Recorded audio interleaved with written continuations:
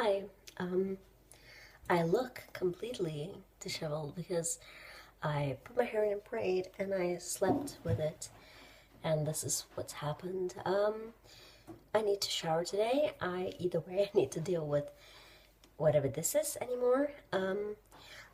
Ignore that though. Thank you. First of all, thank you so much for so many of you offered to help me, which is amazing. I didn't really expect that, and some of you apologized for not being able to help me, but you don't need to. It's okay. I really appreciate the offer to help me edit videos, and this was just like a completely random, silly idea that I thought I could spice up a channel or have fun with people, get to know someone more. So I'm talking to two people especially a little bit. So we'll see if we can upload some things in the future. And thank you. Just thank you so much. That's pretty amazing that so many people wanted to help. Thank you. I still have if I haven't gotten back to you or something, it's coming. It's coming. I've been busy with other things too, but I have a to-do list, and most of my to-do things are like reply to emails, reply to messages. So, apart from that, I wanted to tell you a bit about my December. It was great. It was very relaxing, much more relaxing than last year. My brother lives in Hong Kong with his girlfriend, with native girlfriend that comes from there, lives there. Um, he ended up living there because of another girl many years ago, probably about a decade. But now he's with a different girl, and they have been together for many years. And she's lovely. I have met her twice because they have both come home for Christmas. So she has celebrated a traditional Swedish Christmas with us. But they can only afford to come once a year, if even that. So this time they're gonna instead come here for springtime or summer, if they can. If they have time and can afford it. So it'll be fun because she's never seen a Swedish summer, and it's been ages since he was at home at anything other than winter for like a week to celebrate Christmas with us. I got my presents. I bought them pretty late, but I felt great about it. I was really in the mindset that it sounds a bit cliche, but it's the thought that counts, and my friends and my family know that I care about them. So it's not about like stressing to find the perfect gift. So I just found things that made me smile, think of the people I love, and then I bought it, and people seem to like it. And it was a great Christmas. About a week before Christmas, I spent it with two of my friends, Q, and our mutual friend Manika, and we all met, through each other. I got to know Q first, and then she already knew Manika, and we all introduced each other to each other. And now I hang out with them individually too. I've known them for over 10 years. So and we crafted, we made dinner together, we played a board game. We Yeah, that's pretty much it. We had fun. We had a little mini celebration of Christmas.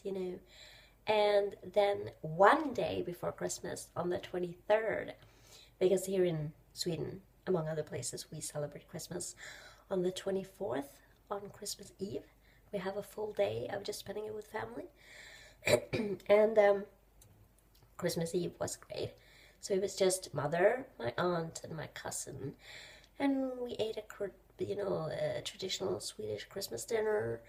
We opened gifts. We took a long time just sitting and chatting, and it was a good day.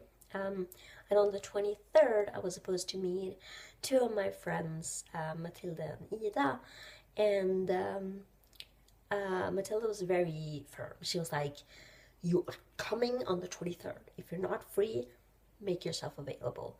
Because that's the only time when Ida and I can both meet at the same time. And we used to be a gang of 6, right? With me.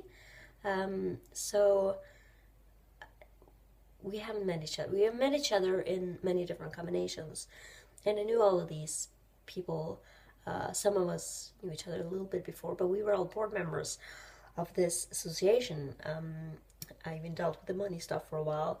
Bank stuff, yeah, it was like a serious thing. And that's how we met, and how we became friends. And I was really excited whenever we can meet in different variations, several of us. Sometimes for a while it was a lot of Ida, Maya, and myself meeting. Other times it was Ida, Matilda, and myself. Maya, Matilda, and I met in combination ones. They're two guys too. One of them lives in London though, with his boyfriend, and he's lived there for many, many, many years now. Probably about 6 or 7, I don't know, like 5, 6, 7 years or something. So I met him. I've said hello literally for 2 minutes once. I met him maybe half an hour another summer. And this summer, not the one that's coming, but the last summer that's been, I actually met him for several hours. I know, freaking amazing. I never see him. And there's another guy, and we are the only two that still lives in this city, because my Anita moved south of Sweden. And I asked both of them individually, are you coming up to see your families? And they were like, yeah. And I thought, please, let's take the time to meet each other. Yeah. Another thing with Matilda happened. And I felt so bad because it went really fast, and I thought, we haven't asked Maya along. And I thought, well, they haven't either, and I haven't really said anything, but I felt so bad. And when I got there, I was going to bring this up and ask them, because they kind of dealt with this behind my back, you know. Not, that sounds wrong, but they decided and just checked in with me. Matilda was kind of like the leader. That's why she said, okay, Ida and I can only meet on the 23rd, please come. And now I agree. Then I got there, and Ida arrived a little bit later, so she got there and we hugged, and it was really nice. And then the door sounds, and I was like, okay. And you can see where this is going. Matilda's looking super smug.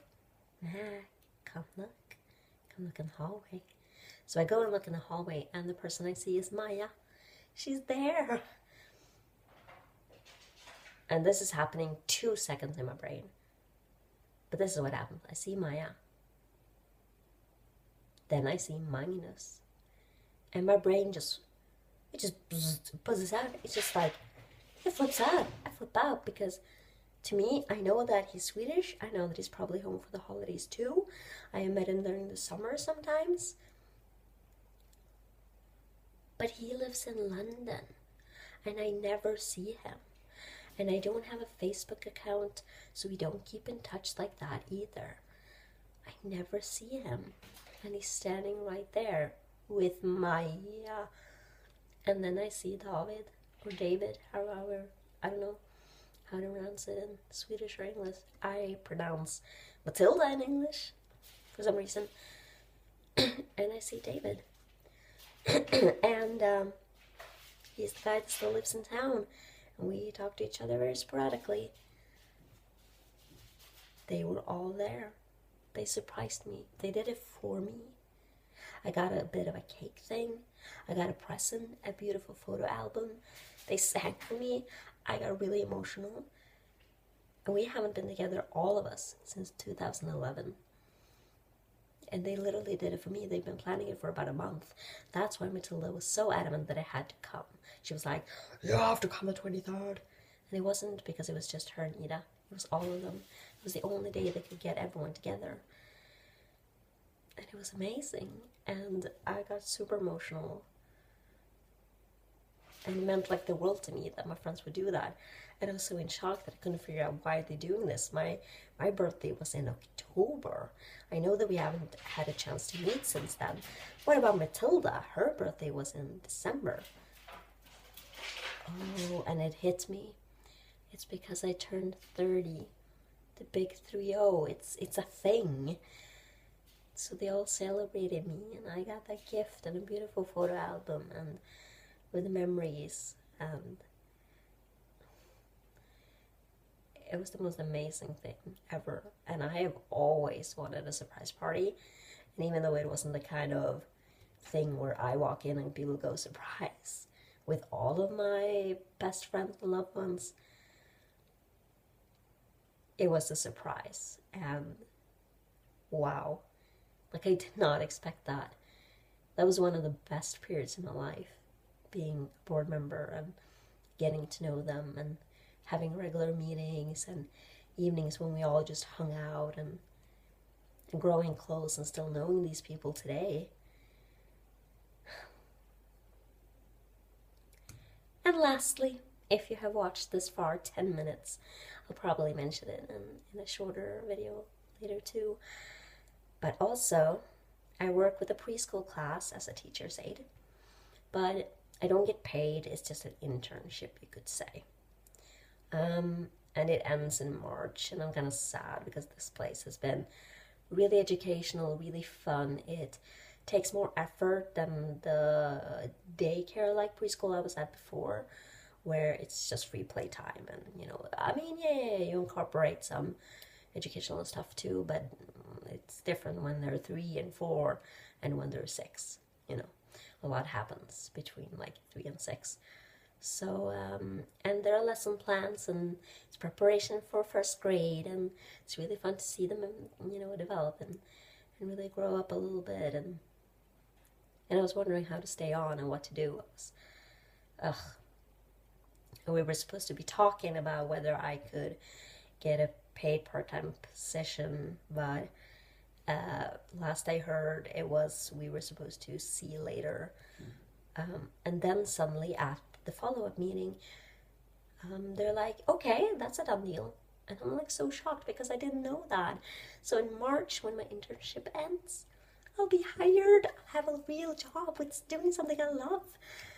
So I'm a teacher's aide now at a preschool class. So preparation for first grade. And that's it.